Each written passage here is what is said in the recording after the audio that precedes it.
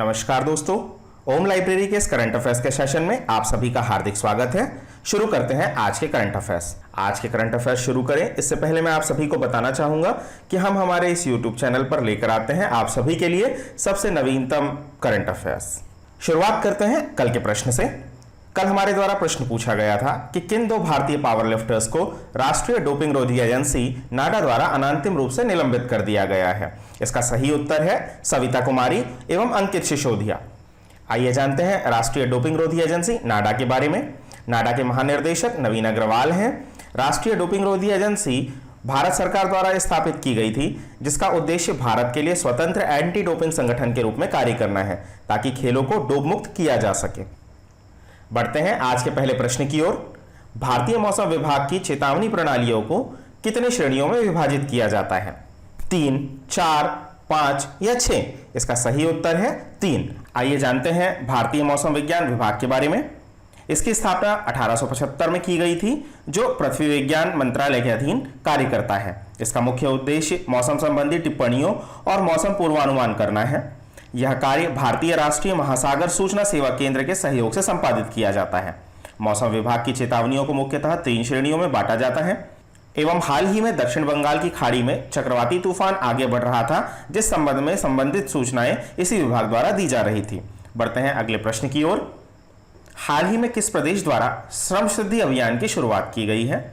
मध्य प्रदेश, राजस्थान, हिमाचल प्रदेश या उत्तर प्रदेश? इसका सही उत्तर है मध्य प्रदेश। आइए जानते हैं श्रम सिद्धि अभियान के बारे में। श्रम सिद्धि अभियान के अंतर्गत मनरेगा और अन्य कार्यों के माध्यम से श्रमिकों को रोजगार प्रदान किया जाएगा। इसके अंतर्गत कुशल, अकुशल, अर्धकुशल कैटेगरी में पंजीयन कर उनकी योग्यता अनुसार उन्हें कार्य प्रदान किया जाएगा। जिन लोगों ने अपना जॉब कार्ड नहीं बनवाया है, सरकार उनके घर जाकर उनका जॉब कार्ड बनवाएगी ताकि मजदूरों को रोजगार मिल सके। श्रम सिद्धि अभियान में अच्छा काम करने वाली पंचायतों को पुरस्कृत भी किया जाएगा, जिनमें प्रथम, द्वितीय और तृतीय पुरस्कारों के रूप में 2 लाख, 1 लाख और 50,000 रुपए का प्रोत्साहन राशि दिया जाएगा। बढ़ते हैं अगले प्रश्न की ओर। वरिष्ठ नागरिकों के लिए सामाजिक सुरक्षा योजना का नाम क्या है, जिसे 3 और वर्षों के लिए आगे बढ़ा दिया गया है? प्रधानमंत्री किसान सम्मान निधि योजना, प्रधानमंत्री वय वंदना योजना, प्रधानमंत्री आवास योजना या इनमें से कोई नहीं? इसका सही उत्तर है प्रधानमंत्री वय वंदना योजना। आइए जानते हैं प्रधानमंत्री वय वंदन योजना के बारे में। केंद्रीय मंत्रिमंडल ने प्रधानमंत्री वय वंदन योजना को मार्च 2023 तक 3 वर्षों की अवधि के लिए बढ़ा दिया है। इस योजना को 2017 में शुरू किया गया था। इसका उद्देश्य वरिष्ठ नागरिकों को मासिक पे आउट की गारंटी प्रदान करना है। इसमें निवेश की अधिकतम सीमा 15 लाख रुपए है और पॉलिसी की अवधि 10 वर्ष है। हालांकि इस योजना ने पिछले बार 8% रिटर्न का आश्वासन दिया था, लेकिन इस साल यह दर 7.4% होगी। वरिष्ठ नागरिक बचत योजना के अनुरूप ब्याज दर को हर साल संशोधित किया जाएगा। बढ़ते हैं अगले प्रश्न की ओर। ओडिशा राज्य का नदी तट, जिसके नजदीक प्रतिवर्ष ऑलिव रेडले कछुओं का प्रजनन चक्र संचालित होता है? महानदी, ऋषिकुल्या नदी, वामाधारा नदी या सिलेरू नदी? इसका सही उत्तर है ऋषिकुल्या नदी। उड़ीसा समुद्र तट पर प्रतिवर्ष लाखों ऑलिव रेडले कछुओं का प्रजनन चक्र संचालन होता है। ऑलिव रेडले समुद्री कछुए को प्रशांत ऑलिव रेडले समुद्री कछुओं के नाम से भी जाना जाता है। यह मुख्य रूप से प्रशांत, हिंद और अटलांटिक महासागर के गर्म जल में पाए जाने वाले समुद्री कछुओं का एक मध्यम आकार की प्रजाति है। उड़ीसा के गहिरमाथा तट पर पहले ही बड़े पैमाने पर ऑलिव रेडले कछुओं के प्रजनन की शुरुआत हो चुकी है। यह मांसाहारी कछुए होते हैं। आइए जानते हैं ऋषिकुल्या नदी के बारे में। ऋषिकुल्या नदी का उद्गम क्षेत्र दरिंगबाड़ी है, जिसे उड़ीसा का कश्मीर भी कहा जाता है। बढ़ते हैं अगले प्रश्न की ओर। आरबीआई ने हाल ही में रिवर्स रेपो को 3.75% से घटाकर कितने प्रतिशत कर दिया है? 3.50%, 3.55%, 3.65% या 3.35%? इसका सही उत्तर है 3.35%। आइए जानते हैं रिवर्स रेपो रेट के बारे में।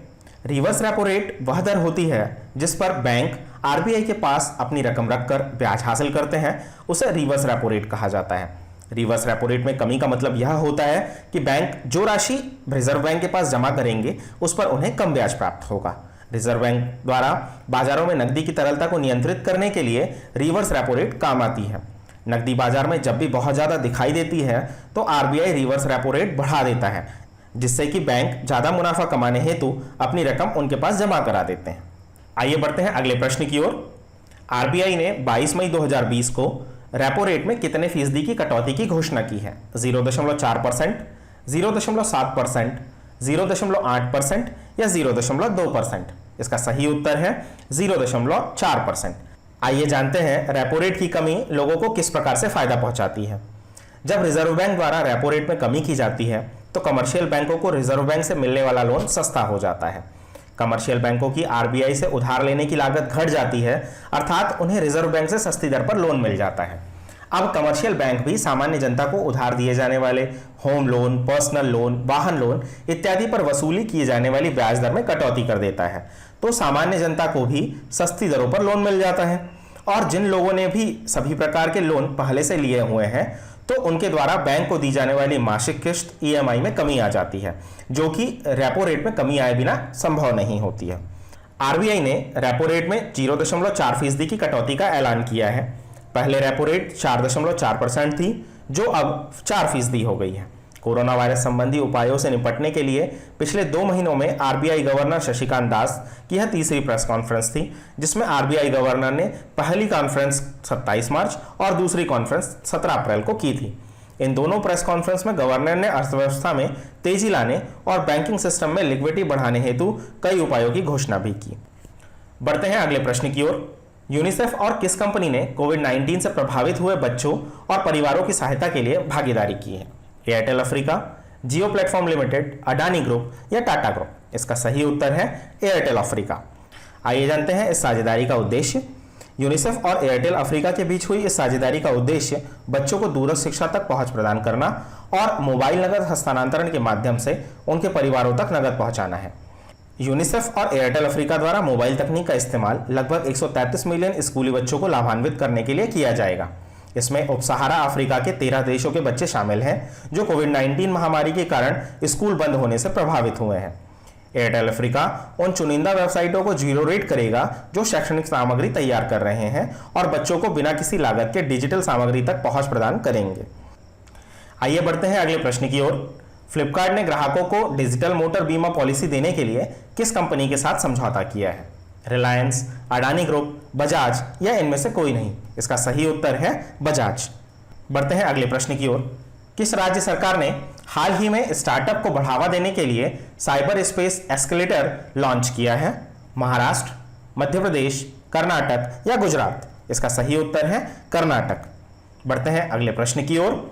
हाल ही में किस देश ने अंतरिक्ष में अपना पहला उपग्रह भेजा है? नेपाल, श्रीलंका, इथोपिया या फिलीपींस? इसका सही उत्तर है इथोपिया। आइए जानते हैं इथोपिया के बारे में। इसकी राजधानी अदीस अबीबा है। अफ्रीका का दूसरा सबसे बड़ा जनसंख्या वाला देश इथोपिया है। यह दुनिया का सबसे अधिक जनसंख्या वाला स्थलरुद्ध देश भी है। आइए बढ़ते हैं हमारे अगले कॉलम आज के ज्ञान में। आज के ज्ञान में यात्रा का बुलबुला क्या है?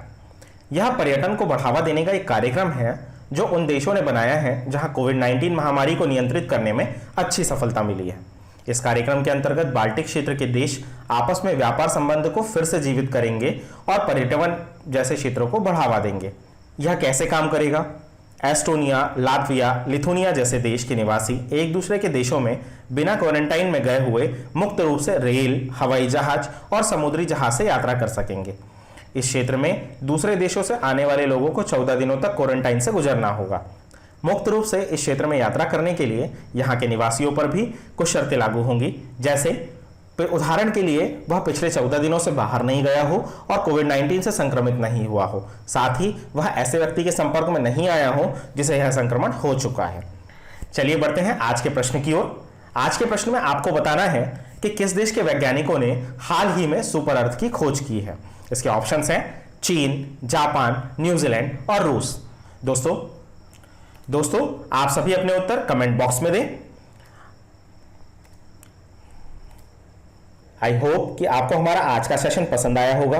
यदि आपको हमारा यह सेशन पसंद आता है तो हमारे इस चैनल को ज़्यादा से ज़्यादा लाइक करें, सब्सक्राइब करें और लोगों के साथ शेयर करना ना भूलें। धन्यवाद।